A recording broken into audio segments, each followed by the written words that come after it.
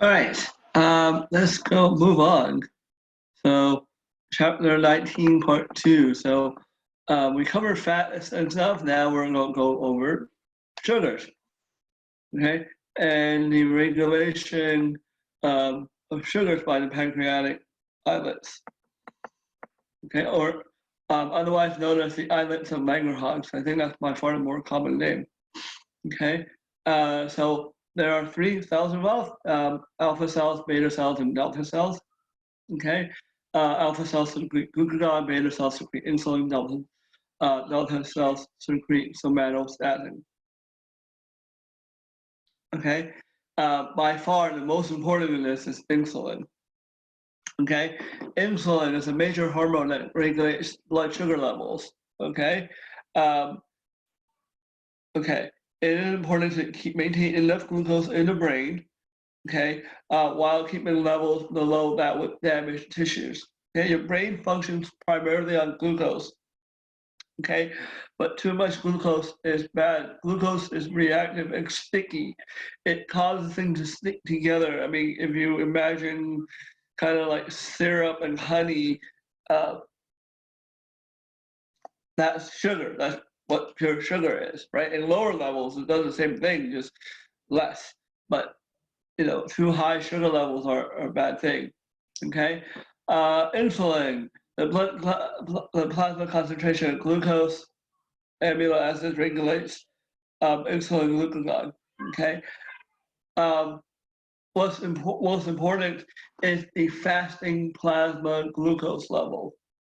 Okay, the fasting plasma glucose, which means your glucose, if you haven't eaten for a while, okay, usually thinking right when you wake up, should be between 65 and 105, although really it should be beneath 100. Usually 100 is the level of which is a fasting glucose.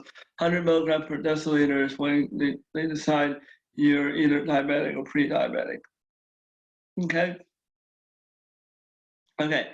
Insulin acts to remove excess glucose from the blood after a carbohydrate-rich meal. Okay, it inserts Glut4 carrier proteins in the plasma membrane, target cells. Okay,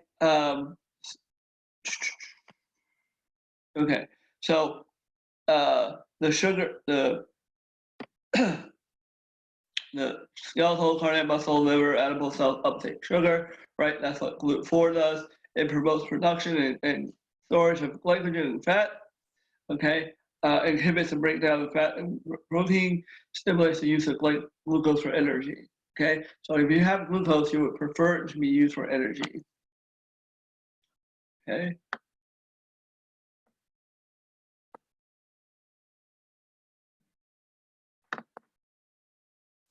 Okay. Insulin increases blood sugar level.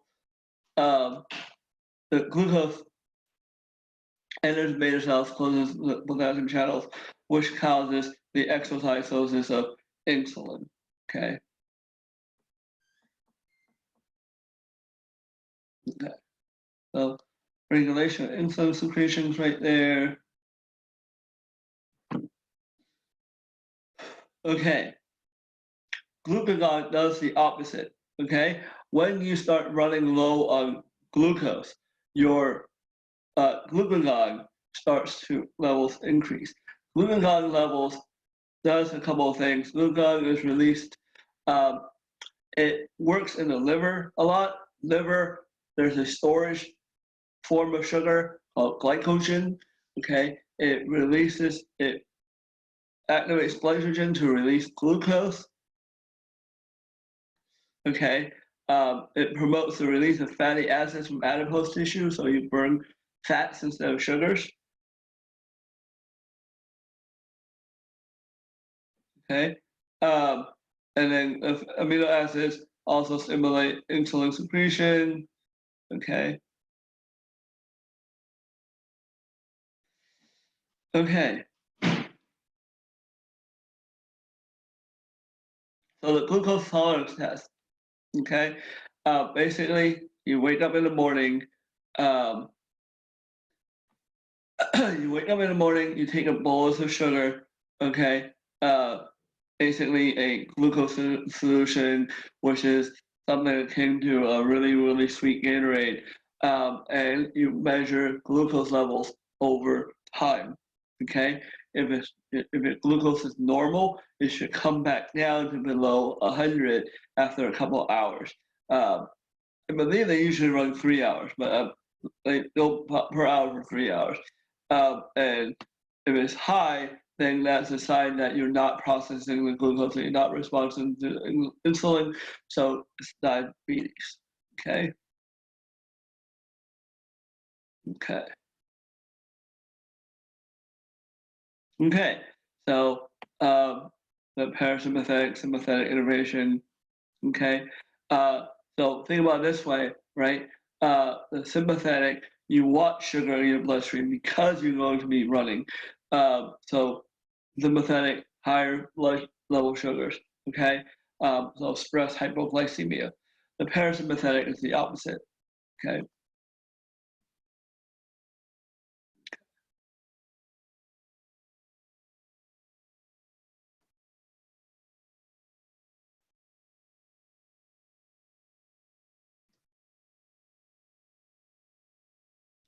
Okay, insulin actually starts to be secreted even before glucose is absorbed into the bloodstream because of these hormones, okay?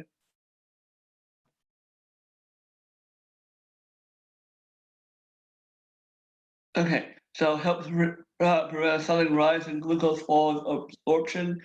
Um, so so the glucose is slowly increases and not all of a sudden, which is important. Um, so this is also one of the reasons why you can't inject uh, you can't just inject normal insulin like into people. Uh, So the diabetic insulin and stuff is not just normal like insulin. It's specialized to be long-term effect insulin and stuff like that.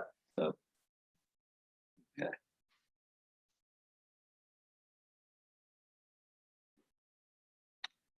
Okay, the insulin action, the constant intake of glucose for energy, um, is responsible for most of insulin-stimulated glucose intake. There's also um, non-insulin stimulated glucose intake. Okay. Okay.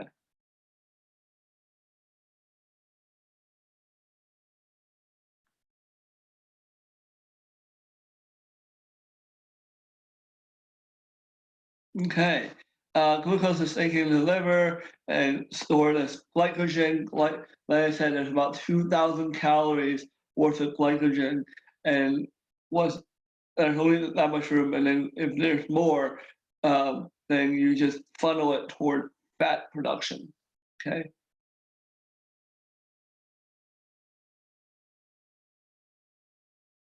Okay. There you go. Again, it's all controlled by hypothalamus. Okay.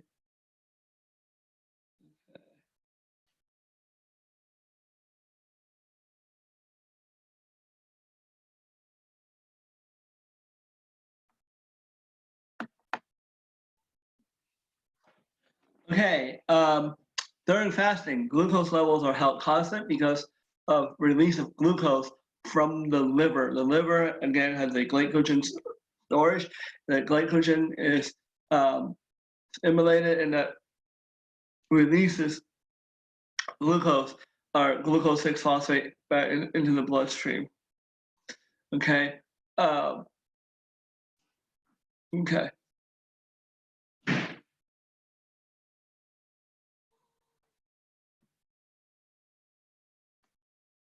Okay, so high glucagon, low insulin stimulate gluconeogenesis, formation of new glucose molecules. We can make glucose from amino acids, but it costs us amino acids, which we don't like. Ideally, we don't want to spend that because we want amino acids to build stuff with. But if necessary, we can burn amino acids and convert them basically to pyruvate and then convert pyruvate back to glucose. Okay, and this is gluconeogenesis. Okay. Okay. When this happens, skeletal muscle, heart, liver, kidneys will switch to free fatty acids for energy to spare glucose for the brain when insulin is really low. Okay. Okay. Glucagon emits fat hormone-sensitive lipase in adipose tissue. It converts the stored triglycerides into fatty acids. The fatty acids then are released into the bloodstream, and they're used to burn fatty acids instead of glucose. Okay. Okay.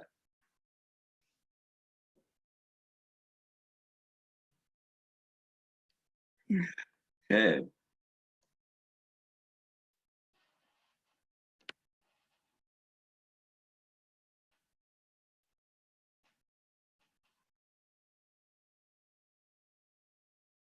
Okay. So here you can see what this is. Okay. Obviously, I'm sure you guys saw this a mile away. We're leading to a discussion of diabetes and hypoglycemia. Okay. Diabetes is characterized by chronic high blood sugar levels. Okay. Results from either two things. Diabetes type 1 is inadequate secretion. Okay. And diabetes type 2 is action of the insulin, inadequate action of the insulin. Okay. Major cause of kidney failure and limb amputation. Okay. Second leading cause of blindness, significant contributors to heart disease and stroke.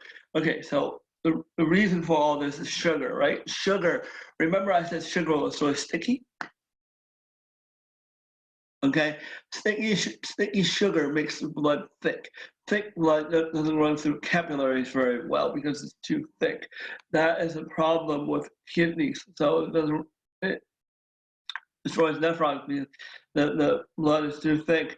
Limb amputation, we'll get to in a little bit, but basically it's the same thing. The circulation to the limbs is affected because the blood is too thick.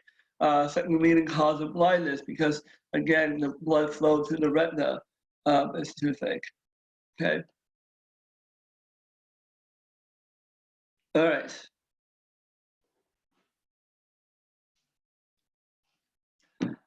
Type 1 diabetes, usually, I said this before and somewhere else in this lecture series, and I say it to basically anatomy and students and stuff.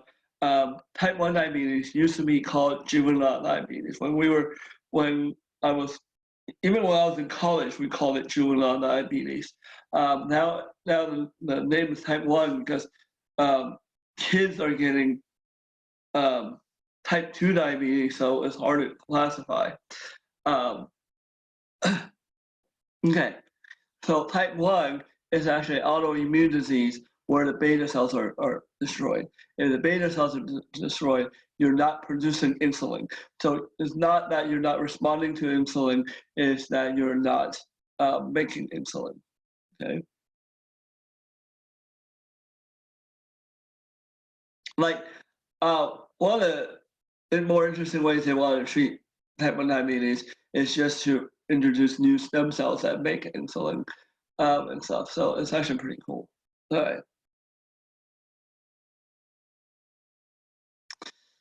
Autoimmune disease associated with MHC chromosome type 6, blah, blah. Okay, so.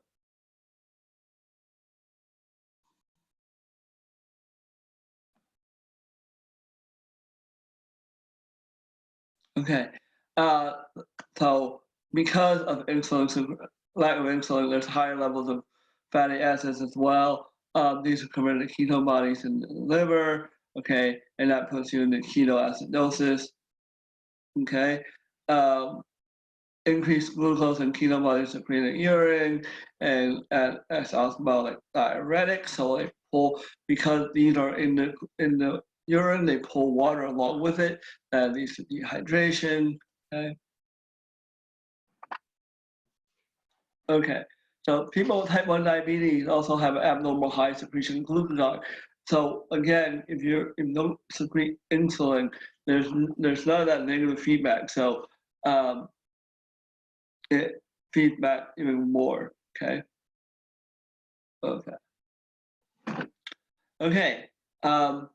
Type 2 diabetes used to be called either mature onset or adult onset diabetes. Okay. It is caused by a very low target cell sensitivity to insulin, also known as insulin resistance. Okay, so every time we shock our body with insulin release, our bodies become less sensitive to insulin. It lowers the transcription profile of insulin receptors, so we become less sensitive. So we need more insulin to trigger the same reaction. Okay, or conversely, the same amount of insulin will trigger less reaction. Okay.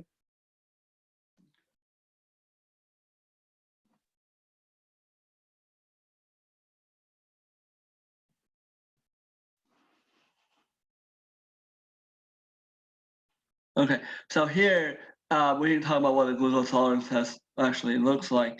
So glucose tolerance test, the blue line is normal, and once you consume the drink, it shoots up above 100, and by the end of 2 hours, it should drop back below 100 again, and then back to normal. This is pre-diabetic. It takes a little bit longer, and then type 2 and very severe type 2. Okay.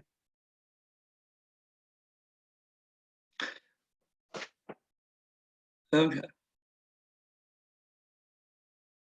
So here, the other thing I want to show you is that this guy isn't really producing insulin. Probably because it's been damaged somehow. But look at this guy, right? The green line, the pre-diabetic, is producing far more insulin. They're just not effective. Okay. Okay. So skeletal muscles and liver cells do not uptake glucose. The liver is not inhibited from releasing glucose. The increased production of beta cells to compensate can actually kill the beta cells, beta cell failure, and that leads to worse. Okay. So the rates of type 2 diabetes have tripled in the last 30 years to match obesity rates. I'm sure as nurses and stuff, you guys will have to deal with obesity a lot. Okay. A person with a BMI of 30 is 5 times as likely to develop diabetes as someone with a BMI of under 25. Okay. Research shows type 2 diabetics can severely reduce the severity of the disease by losing weight.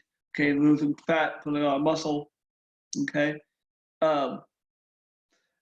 Okay. So again, more adipose tissue leads to more insulin problems. Okay. Okay, exercise is beneficial in mitigating the effects of diabetes in 2 ways. One, it increases energy expenditure. Okay, by simply exercising, you're burning calories. 2, you're also if you exercise and put on muscle, actually, your muscles have a higher calorie intake than fat. So, even if you're the same weight, by putting on more muscle, you burn more calories in an average day. Okay. It stimulates the production of Glut4 channels and skeletal muscle cells, independent of insulin signaling, and makes the skeletal muscle more sensitive to insulin. Okay. That is an important thing. So these Glut4 channels uptake sugar independent of insulin signaling. So you can uptake more sugar even if your insulin signaling not working, which is the problem. Okay. Okay. So metabolic syndrome. Metabolic syndrome wasn't really a thing when I was in college, which is kind of cool. And you see these things.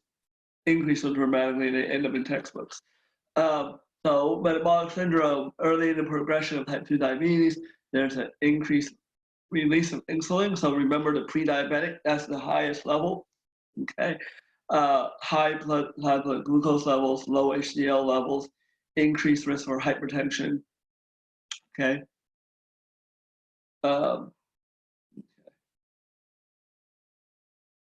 Okay, effects of type 2 diabetes, okay? The increased amount of blood, glucose in the blood does damage vessels, okay? Especially the vessels in the retina, okay? Because those are really thin. And so that leads to blindness. The capillary beds in the feet, especially since the toes and stuff, okay? That leads to gangrene. So your toes are far away from your heart, and therefore you need pressure to pump the blood to your toes. If the glucose is, or if the blood is thicker, it's really hard to get through the capillary beds of the toes. Increased resistance, and that causes them to not get enough oxygen and go gangrene. Okay.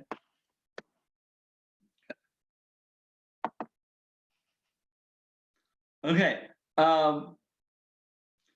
So when you go to the doctor, you can measure your blood glucose that morning, and that will tell you that your glucose levels that morning, and that's useful, right? Because it's above 100, and that basically means you have diabetes. But you can just starve yourself like for a day and be good, and score a lower level, right? My mom used to do that a lot. She's borderline diabetic, so like every time she has to go to the doctor, she really tries really hard to avoid eating sugar for a couple of days, so her blood sugar level comes back normal. But there's the H1C test, Hemoglobin A1c test. Okay, that measures the glucose levels on the blood. Remember, I said glucose is sticky. Glucose sticks to blood cells. So if you can measure the hemoglobin and how much glucose is stuck on the hemoglobin, it can tell you how much sugar you had in your bloodstream over time. Okay, the last couple of months, because that's the average of your red blood cells arrival rate. Okay. A1C 5% is normal, 6.4 is pre-diabetic, over 6.5 is diabetic. Okay. All right.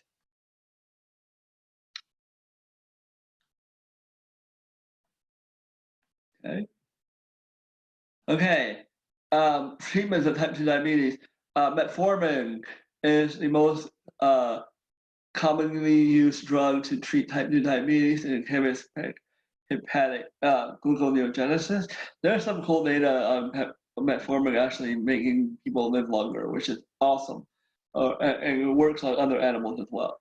Okay. So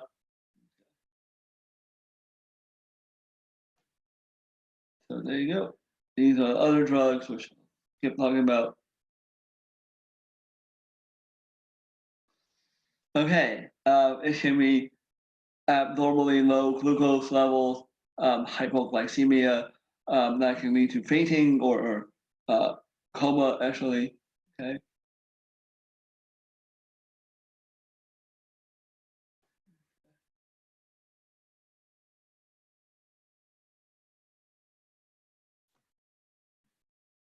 Okay, so hypoglycemia. Okay, again, this is more common in adults predisposed to type 2 diabetes and stuff like that. Like that's why they should carry like candy with them usually, and, so they can get a shot of sugar.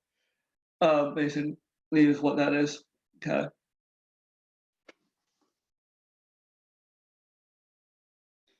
All right. Adrenal medulla and adrenal cortex. So adrenal medulla and the adrenal cortex is two different organs that got stuck together and got called the adrenal gland. In reality, they're two separate organs.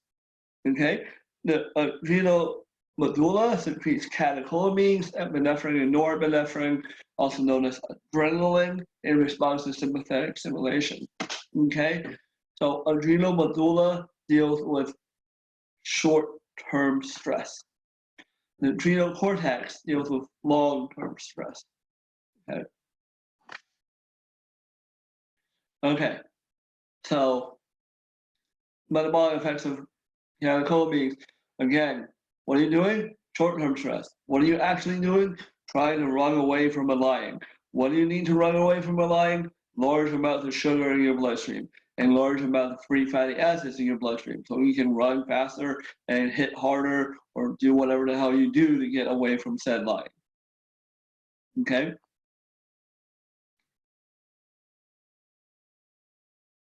Okay. The metabolic effects of glucocorticoids. So this, okay, the metabolic effects of glucocorticoids is not running from lying, is dealing with major traumatic issue like broken arm, like long-term stress. Okay, so cortisol is released. It promotes lipolysis, ketogenesis, gluconeogenesis to increase available energy. If you have a broken arm, you need a lot of energy to repair said arm. Okay, it promotes the breakdown of proteins and amino acids to our muscles to increase circulating amino acids to repair said arm. Helps compensate for prolonged fasting or exercise. Again, with broken arm, you don't have quite the same access to nutrients usually, and therefore, more sugar in your bloodstream.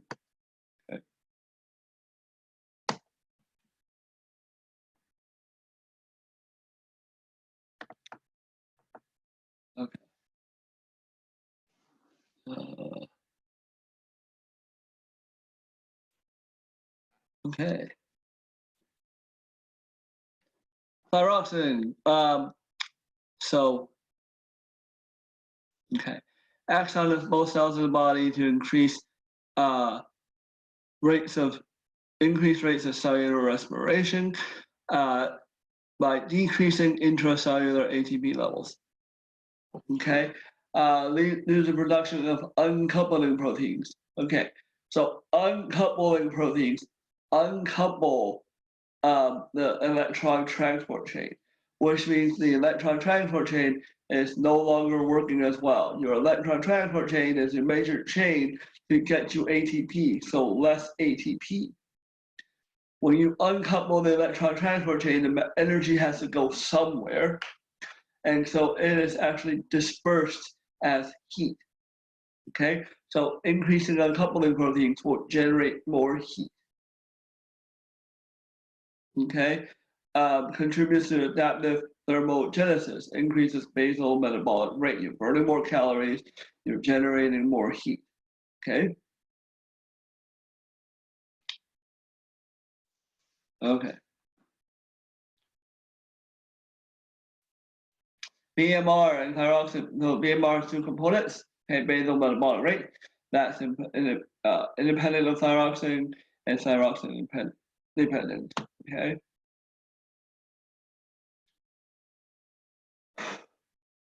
Okay. So you can read this. The thyroxine levels are needed for anabolism and catabolism. Okay. Okay. Growth hormone. Okay. I've always liked calling growth hormone somatotropin. Body, the tropic hormone that controls body development. Somato is body. Okay. It's secreted by the anterior pituitary. It is the release of growth hormone follows the circadian rhythm with more release during sleep, which is one of the reasons why kids sleep at night helps them grow. That's why they say kids grow when they sleep and stuff like that, and that's partially true.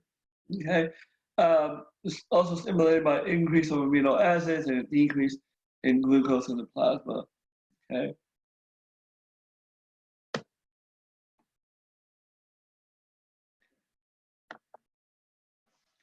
Okay, so what the tropin part means that it regulates other hormones. So growth hormone regulates two hormones that are important: IGF-1, IGF-2, insulin-like growth factor 1 and insulin-like growth factor 2.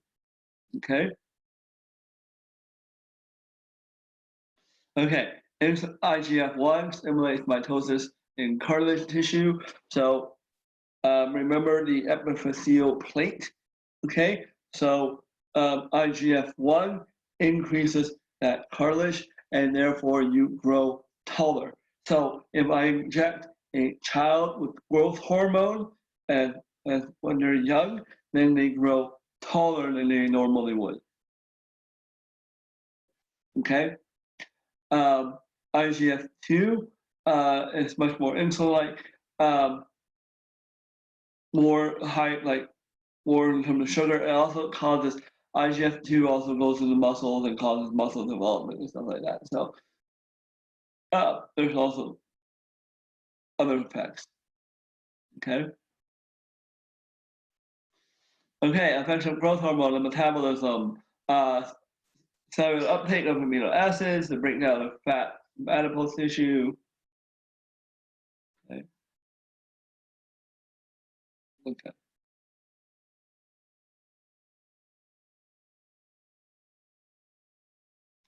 All right. So excess release of growth hormone during childhood gigantism. Okay. Increased body height in normal body proportions. Okay. So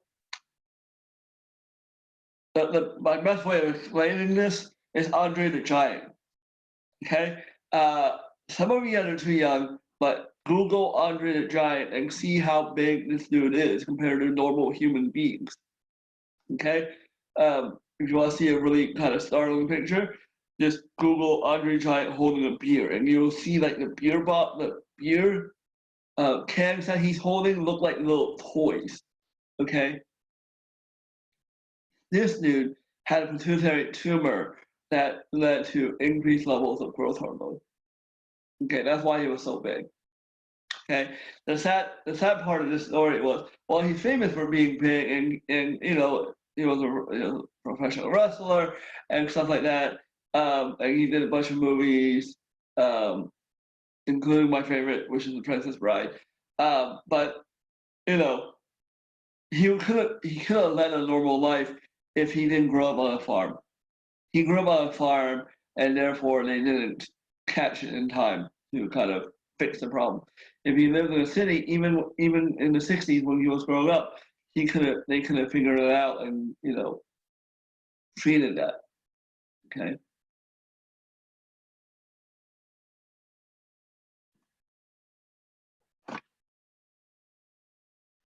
Okay. So growth hormone. Inadequate production of growth hormone can produce several types of dwarfism. Okay. This is not your most common type of dwarfism. Okay.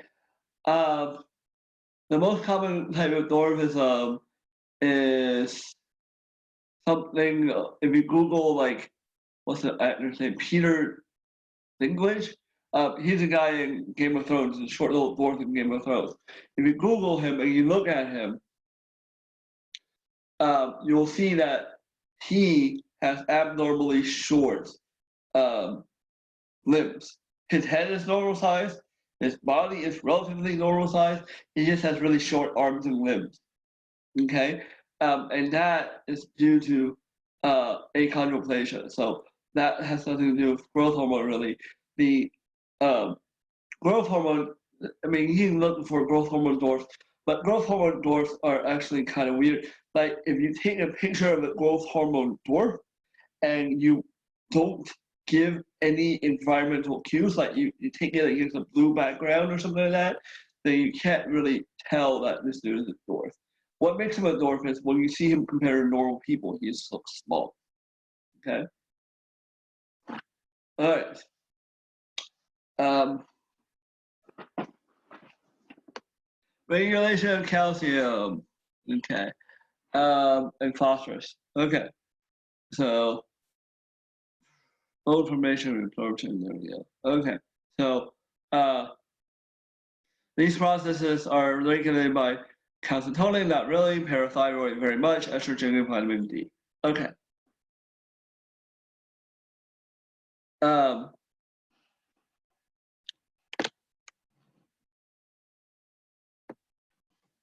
Okay.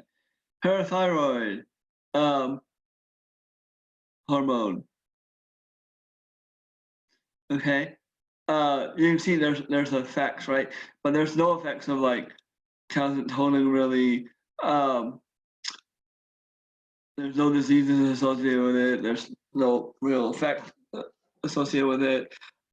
Stuff like that. So the most important one to pay attention to is vitamin D and parathyroid hormone.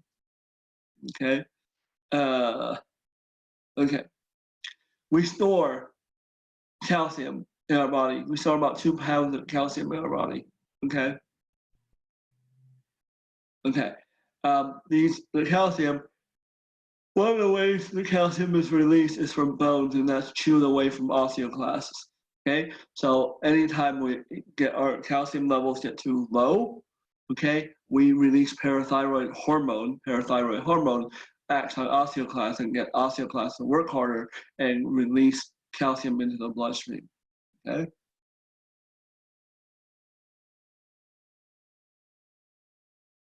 Okay.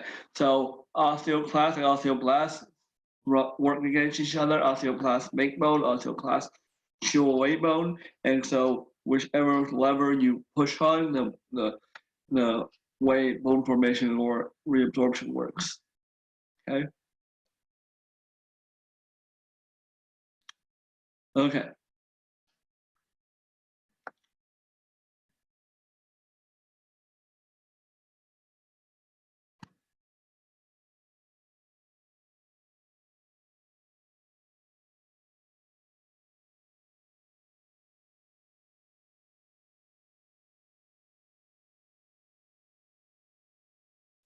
Okay. Role of calcium in the body. So you just read that one. The role of calcium in the body. Okay. Calcium is a very important thing, and you've seen it talked about when we talk about nerve contraction or nerve conduction. We're talking about a muscle contraction and other stuff. Okay.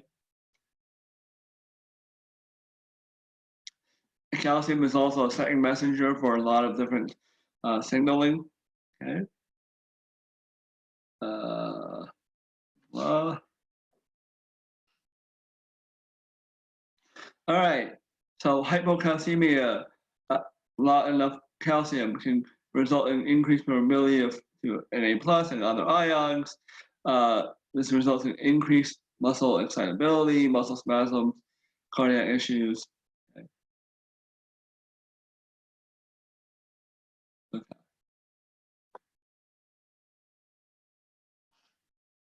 Okay, so how we regulate this is all parathyroid hormone. Okay, when calcium levels fall, you produce PTH. PTH,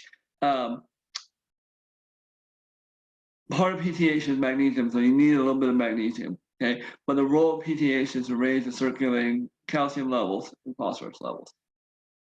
Okay, it does this 3 ways. One, the stimulates the osteoclast to reabsorb bone, stimulates calcium reabsorption in the kidneys, and stimulates the kidneys to make vitamin D, basically. Okay, and that stimulates the absorption of calcium from the foods that we eat. Okay.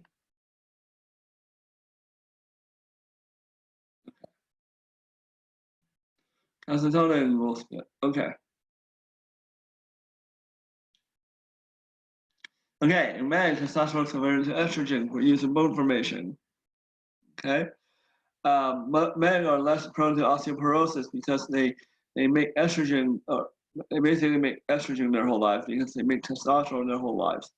Okay, women stop making estrogen at menopause. Okay.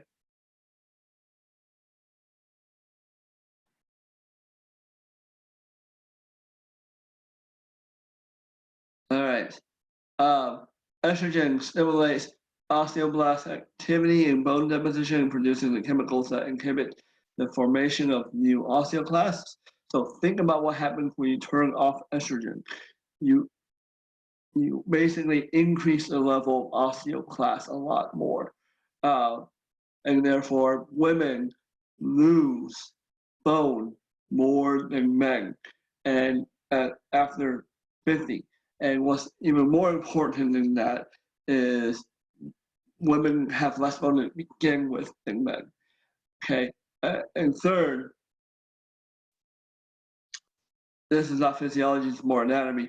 The shape of the hip in females is not quite as structured well as males, because male hips are meant for withstanding pressure and running and stuff. Female hips are adapted to that, but they also adapted to childbirth. So the hip is spayed out more, and that leads to more less support. Okay.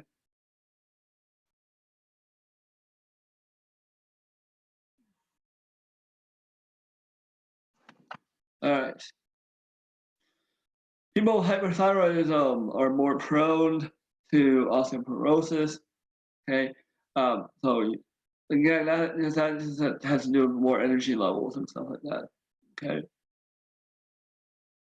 Okay. All right. Vitamin D. Okay. Production because the skin in response to sunlight. Most people do not get enough light to produce sufficient levels of vitamin D3 and must get more in a diet. Okay, we live in Southern California. This is really not true. There's like vitamin D levels, people, there are populations that lack vitamin D. And if you live in the north in the winter, then yeah, that's true. Okay, in Southern California, especially in the summer, not really. Okay.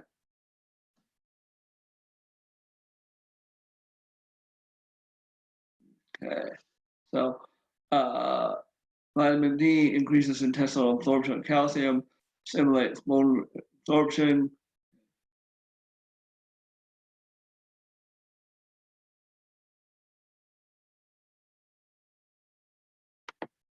Okay. So vitamin D deficiency leads to decreased bone mineralization, which is the leading cause of rickets. Okay. So I guess they don't tell you what rickets are. They'll show you a picture of rickets, but rickets is basically, if you look up a picture of rickets, you'll see there's a very famous X-ray where both femurs bow out. Okay, they come out this way.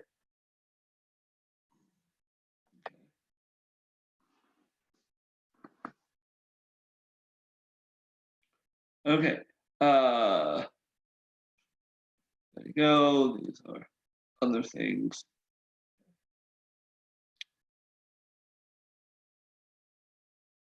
Okay, there's the effects of vitamin D. So, all right, hopefully that explains this chapter. There's one more chapter to go and then we're done. So chapter 20 is next. Sharing, recording.